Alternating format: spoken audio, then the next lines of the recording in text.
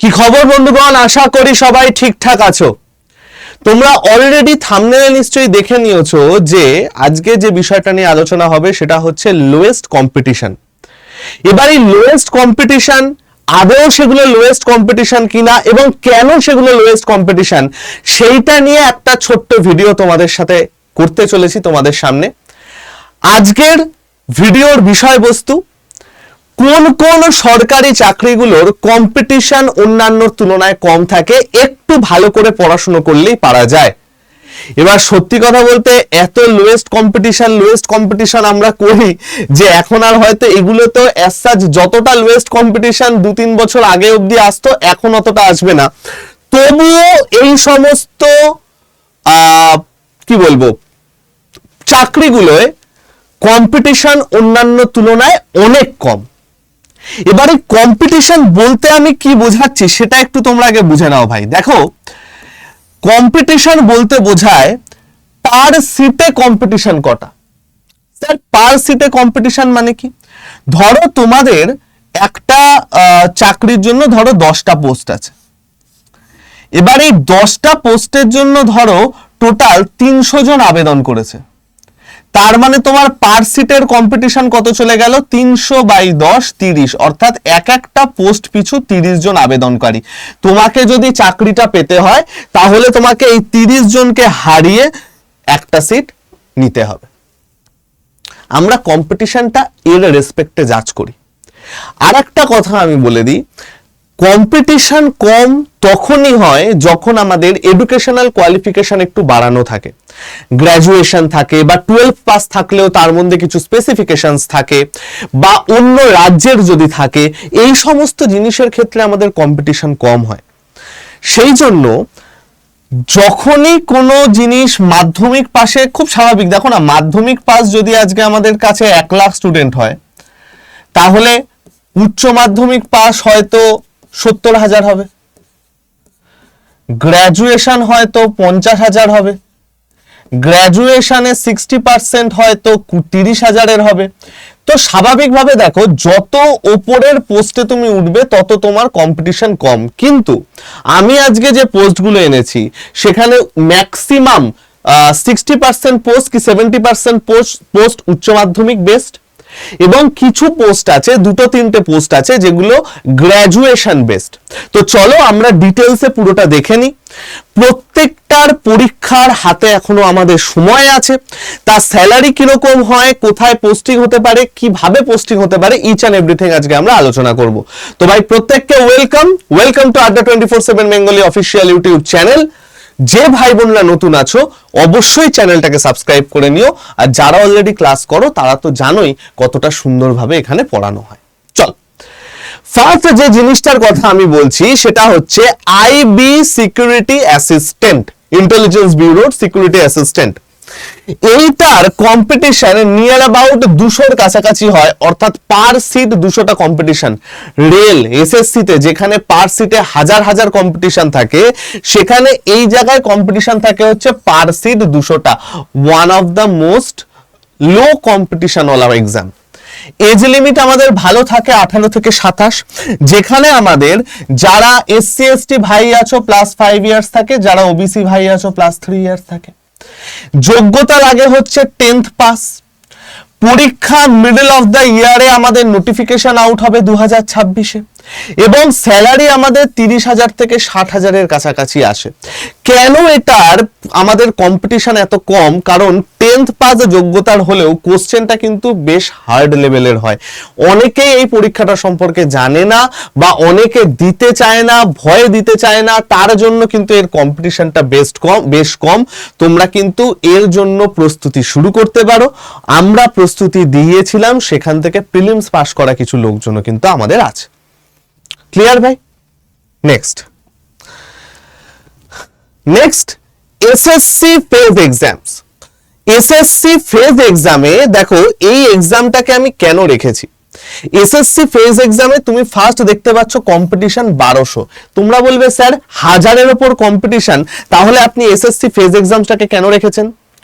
কারণ SSC phase exam না 3টে ভাগে হয়, একটা 10th লেভেলের জন্য, একটা 12th লেভেলের জন্য, আর একটা গ্র্যাজুয়েশন লেভেলের জন্য।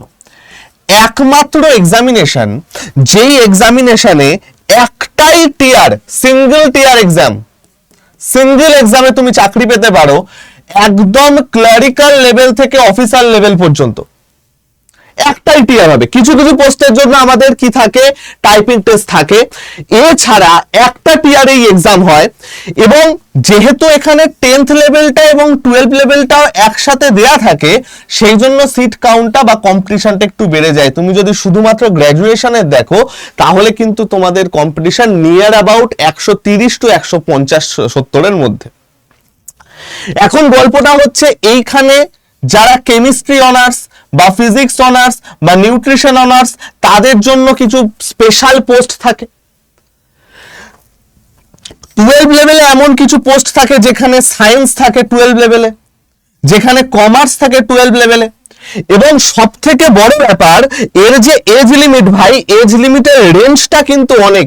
তোমরা দেখো 32 এজ অবধি তোমরা এখানে এক্সাম দিতে পারো। কিছু কিছু গ্র্যাজুয়েশন লেভেলের পোস্ট থাকে যেখানে 32 অবধি এজ থাকে। ম্যাক্সিমাম গ্র্যাজুয়েশন লেভেলের পোস্ট আমাদের 30 অবধি থাকে, SC ST দের জন্য +5, OBC দের জন্য +3। 12 লেভেলের পোস্ট আমাদের 27 কি 28 পর্যন্ত থাকে, সেম SC ST +5, OBC দের +3। 10th লেভেলের পোস্টে আমাদের 25 বছর অবধি বয়স থাকে। এইটা হচ্ছে স্ট্যান্ডার্ড আমাদের 10th 12 গ্র্যাজুয়েশনের বয়স সীমা। কিন্তু এইখানে গ্র্যাজুয়েশন লেভেলে যারা এই সমস্ত জিনিস নিয়ে আছো বা এছাড়াও বেশ কিছু আলাদা আলাদা সাবজেক্ট, ল বা ধরো একটা পার্টিকুলার কোন সাবজেক্ট অনার্স, এরকম কিছু কিছু সাবজেক্ট যেখানে কিন্তু আমাদের এই পোস্টগুলো আছে। তো তোমরা কিন্তু এসএসসি ফেজ এক্সামসটাকে টার্গেট করতে পারো। এটাকে কিন্তু লটারি এক্সাম বলে। যার কিচ্ছু লাগছে না সেও ফেজ এক্সামস দিয়ে কিন্তু চাকরি পেয়ে যেতে পারে। একটাই পরীক্ষা হয়, ফর্ম ফিল আপ আমাদের শুরু এই মাসের এপ্রিল থেকে, এক্সাম হচ্ছে মে থেকে জুলাই মাস। বিভিন্ন সেন্ট্রাল গভর্নমেন্ট জায়গায় তোমার চাকরি হতে পারে, মিনিস্ট্রি হতে পারে, ডিপার্টমেন্ট হতে পারে, হোম পোস্টিং হতে পারে। তো এইটাকে কিন্তু ভালো করে একটা টার্গেট তোমরা রাখতে পারো। ক্লিয়ার ভাই? নেক্সট যে চাকরিটার কথা বলবো সেটা হচ্ছে, এটা হয়তো তোমরা অনেকে শোনোনি, NBE ন্যাশনাল বোর্ড অফ এক্সামিনেশনের জুনিয়র অ্যাসোসিয়েট বা জুনিয়র অ্যাসিস্ট্যান্ট। দুটো পোস্ট হয় এর, একটা হচ্ছে জুনিয়র অ্যাসিস্ট্যান্ট, একটা হচ্ছে সিনিয়র অ্যাসিস্ট্যান্ট। সিনিয়র অ্যাসিস্ট্যান্টটা গ্র্যাজুয়েশন, জুনিয়র অ্যাসিস্ট্যান্টটা 12 পাস। এর কম্পিটিশন 200টা সিট, অ্যাপ্রক্স 200টা সিট, 190 থেকে 200টা সিট। এজ লিমিট থাকে 12 পাসের জন্য 18 থেকে 26, SC ST +5, OBC +3। গ্র্যাজুয়েশনের জন্য খুব সম্ভবত 18 থেকে 30, যেটা হচ্ছে সেম SC ST +5, OBC +3। এখানে তোমার কোন কোন পোস্টিং হবে বা কোন কোন পোস্টে তোমায় কাজ করতে হবে? Data management, record keeping, correspondence, exam coordination, অর্থাৎ এক্সাম কোঅর্ডিনেট করার বিভিন্ন জায়গায় যে পোস্টটা, সেটা হচ্ছে এটা। স্যালারিও খুব ভালো এবং এটার কিন্তু ভাই গভর্নমেন্ট এক্সাম এবং যথেষ্ট ভালো ভালো জায়গায় তোমাদের পোস্টিং পড়তে পারে। এইটাকেও তোমরা কিন্তু একটা টার্গেট করে রাখতে পারো। NBEর অফিসিয়াল ওয়েবসাইটে গিয়ে কবে কি পরীক্ষা হবে, কিরকম কি পরীক্ষা, সমস্ত কিছু কিন্তু তোমরা এখান থেকে দেখতে পারো। আমি টিমকে বলবো ডেসক্রিপশনের অফিসিয়াল ওয়েবসাইট লিঙ্কটা যাতে দিয়ে দেয়। ক্লিয়ার ভাই? ওকে। জব নাম্বার 4 সেটা হচ্ছে আমাদের নাবার্ড অ্যাসিস্ট্যান্ট ম্যানেজার। যা যা চাকরিগুলো এখন বললাম তার মধ্যে সব থেকে কঠিন যদি কোনো চাকরি হয় সেটা হচ্ছে এটা, NABARD assistant manager. First of all গ্র্যাজুয়েশনে 60% মাস্ট। এখানে যে কোনো শাখায় গ্র্যাজুয়েট হতে পারো, কিন্তু 60% মাস্ট। ভ্যাকেন্সি এটার প্রচন্ড কম হয়, 140, 30, 100 এরকমের ভ্যাকেন্সি হয়, যার জন্য অনেকেই পরীক্ষাটা দিতে চায় না। এবং এর পার সিট কম্পিটিশন লেস দেন 100। যারা মেনলি LIC, SBI, IBPS এগুলোর প্রিপারেশন নাও, তারা কিন্তু এইটার একটা, বা RBI এগুলোর প্রিপারেশন নাও, তারা কিন্তু এটা অ্যাটেম্প নিতে পারো ভাই। পরীক্ষার ফ্রিকোয়েন্সি কম, ইয়ারের লাস্টের দিকে হয়, লাস্ট কোয়ার্টারে হয়, পরীক্ষার ফ্রিকোয়েন্সি কম, বাট পরীক্ষাটা এলে এমন ভাবে রেডি হয়ে থেকো যেন সাথে সাথে তোমরা ক্র্যাকটা করতে পারো। ক্লিয়ার ভাই? এইবার লাস্ট আমি এমন কিছু পোস্ট বলবো যেই পোস্টগুলোতে হোম লোকেশন নাও পেতে পারো বা তোমার হোম স্টেট নাও পেতে পারো। আর একটা দিল্লির পোস্ট আছে, ডিডিএ বা দিল্লি ডেভেলপিং অথরিটি, আমি সেটা ইচ্ছা করেই দিইনি কারণ সেটা একদম পিওর দিল্লি বেসড হয়ে যাবে। National housing bank assistant manager, আমি এইগুলো একদম লাস্ট পাতায় কেন রেখেছি, কারণ এইগুলো না ফ্রিকোয়েন্সি খুব কম, পরীক্ষার ফ্রিকোয়েন্সি খুব কম, 1.5-2 বছর অন্তর অন্তর হয়। যদিও ন্যাশনাল হাউজিং ব্যাংকটা রেগুলার ইয়ার হওয়ার কথা, still assistant manager post, ESIC stenography, NHB assistant manager, এটাও একটা খুব ভালো পোস্ট। এই পোস্টগুলো আমি কেন রেখেছি, এই পোস্টগুলো যারা মোটামুটি হোম স্টেটের বাইরে গিয়েও চাকরি করতে পারবে, কারণ দেখো সিম্পলি বললে অনেকে সেটা সম্ভব হয়ে ওঠে না, তার ফ্যামিলির জন্য, বাবা মার জন্য, তার নিজের কোনো অব্লিগেশনস থাকতে পারে। সেই জন্য আমি সবসময় চেষ্টা করি ওয়েস্ট বেঙ্গলে একটু ভালো রেজাল্ট করলে পোস্টিং পেতে পারো এরকম চাকরির ম্যাক্সিমাম বলার। কিন্তু তবুও কিছু কিছু ভাই বোন এরকম থাকো যারা বাইরে গিয়ে চাকরি করতে পারবে, তাদের সেই ভগবানের আশীর্বাদে অব্লিগেশনটা নেই, এটা একটা বিশাল বড় আশীর্বাদ ভাই। তাহলে এই আশীর্বাদটা যখন তোমাদের আছে, তাহলে আরেকটু চেষ্টা করে এইগুলো ক্র্যাক করার একটু চেষ্টা করো। কারণ এসএসসি, রেল, পিএসসি, ব্যাংক সবাই জানে, কিছু কিছু এরকম চাকরি আছে যেগুলো কিন্তু অনেকেই জানো না। আমি শিওর তোমরা যে ভাই বোনরা দেখছো তার মধ্যে অনেকেই ব্যাপারগুলো জানতেন, রাইট ভাই? একদম লাস্ট আমি একটা চাকরির কথা বলবো, সেটা হচ্ছে এসএসসি স্টেনো। স্যার কেন এটাকে একদম লাস্টে বলছেন যদিও এসএসসি আছে? কারণ এটার জন্য তোমাদের স্টেনোগ্রাফি দরকার, এটার জন্য তোমাদের স্টেনোগ্রাফি দরকার। এবং স্টেনোগ্রাফি মানে হচ্ছে শর্ট হ্যান্ড অ্যান্ড টাইপিং।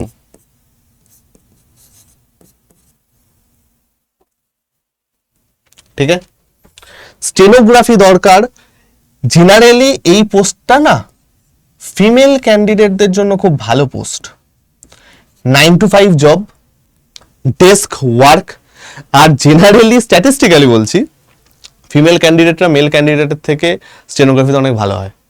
ঠিক আছে, যাই হোক, এটার 218-র কাছাকাছি আমাদের পার সিট কম্পিটিশন থাকে, 200-218 এরকম থাকে। 12 পাস হচ্ছে এর যোগ্যতা। 18 থেকে 30 আমাদের গ্রেড সি। স্টেনোগ্রাফি না দু রকম পোস্ট হয়, একটা হচ্ছে গ্রুপ বি পোস্ট, একটা হচ্ছে গ্রুপ সি পোস্ট।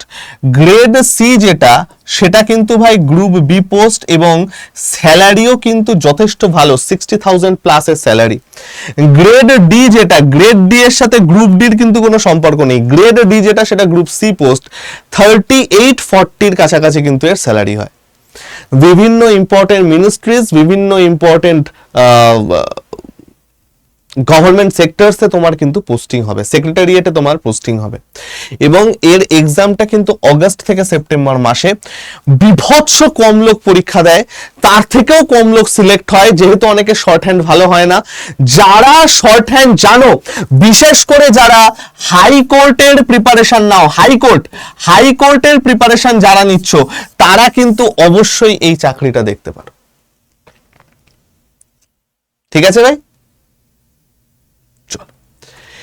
এই চলে গেল সেই সমস্ত কিছু চাকরির গল্প, যেই চাকরিগুলো আমাদের অনেক কম কম্পিটিশন দেখা যায়। এবার তোমরা বলবে যে স্যার সমস্ত কিছু বুঝলাম, আমরা প্রিপারেশন নেব কি করে? সবার আগে বলবো, প্রিপারেশনের ফার্স্ট ধাপ হিসাবে আমাদের চ্যানেলটাকে সাবস্ক্রাইব করো। চ্যানেলটাকে সাবস্ক্রাইব করে ডেসক্রিপশন বক্সে টেলিগ্রামের যে লিংক দেওয়া আছে, সেখানে টেলিগ্রামটায় জয়েন হয়ে যাও, বা ডাইরেক্ট এই কিউআর স্ক্যান করো, টেলিগ্রামে জয়েন হয়ে যাবে। সেখানে তোমরা প্রিভিয়াস ইয়ার পেপারস পাবে, ডেইলি বা উইকলি কুইজ পাবে, আপডেটেড স্টাডি মেটেরিয়াল পাবে, প্রত্যেকটার points, notes, each and everything তোমরা এখানে পাবে। এবং ডেইলি সিএ কুইজ এখানে হয় তোমার প্র্যাকটিসের জন্য। ক্লিয়ার ভাই? প্রত্যেকে টেলিগ্রামটায় জয়েন হয়ে যেও। এবং স্টেপ 2 কি হবে, আমাদের যে অ্যাপটা আছে সেই অ্যাপটাতে জয়েন হয়ে যেও। অ্যাপে কিন্তু অনেক কন্টেন্ট আমরা ফ্রিতে দিই, অনেক পিডিএফ নোটস আমরা কিন্তু ফ্রিতে দিয়ে থাকি। তো যারা আমাদের অ্যাপে জয়েন নেই অবশ্যই আমাদের অ্যাপে জয়েন হয়ে যেও। ঠিক আছে ভাই? এবার রেগুলার ফ্রি ক্লাসের জন্য আমার হোয়াটসঅ্যাপ চ্যানেল আছে, হোয়াটসঅ্যাপ চ্যানেলে যুক্ত হয়ে যাও, ডেসক্রিপশনে লিংক আছে, বা এই কিউআরটা ফলো করো। আর যদি আমাদের ক্লাস দেখে মনে হয় যে না এরা সত্যি ভালো পড়ায়, তার আগে দেখে নাও, আমাদের ক্লাস দেখে নাও, সিলেকশনস দেখে নাও, গুগলে সার্চ করে নাও, ইচ অ্যান্ড এভরিথিং আগে দেখে নাও। দেখে নিয়ে যদি তোমাদের মনে হয় যে না এদের থেকে পড়লে আমি হেল্প পেতে পারি, তাহলে একমাত্র এই নাম্বারটায় কল করে তোমরা যে কোনো ব্যাচের জন্য ইনকোয়ারি করতে পারো। 8130209247 এই নাম্বারটায় ফোন করে তোমরা যে কোনো ব্যাচের জন্য কোয়ারি করতে পারো। আমারই টিম মেম্বার বসে আছে। ঠিক আছে ভাই, এই চলে গেল সম্পূর্ণ ব্যাপার। আশা করি কিছুটা হলেও তোমাদের ভিডিওটা উপকারে লেগেছে। যদি কোনো স্পেসিফিক চাকরি সম্পর্কিত কোনো রকম তোমাদের মানে কোশ্চেন থাকে, কোনো ডাউটস থাকে, তাহলে আমাকে অবশ্যই কমেন্ট সেকশনে জানাও, আমি বা আমার টিম তার রিপ্লাই দিয়ে দেবে। ঠিক আছে ভাই, ভালো থেকো সবাই, বেস্ট অফ লাক। 2026 কিন্তু অসম্ভব লটারি একটা বছর প্রত্যেকের জন্য। এসএসসি, পিএসসি, রেল সবার এক্সামস আসছে। ভালো করে সবাই প্রিপারেশন নাও, আর তোমাদের প্রিপারেশনে 200% চেষ্টা করবে আড্ডা 24/7 বেঙ্গলি তোমার এই প্রিপারেশনের রাস্তাটার সঙ্গী হতে এবং একদম লক্ষ্য পর্যন্ত পৌঁছে দিতে। ঠিক আছে ভাই, ভালো থেকো সবাই, আসছি, টাটা।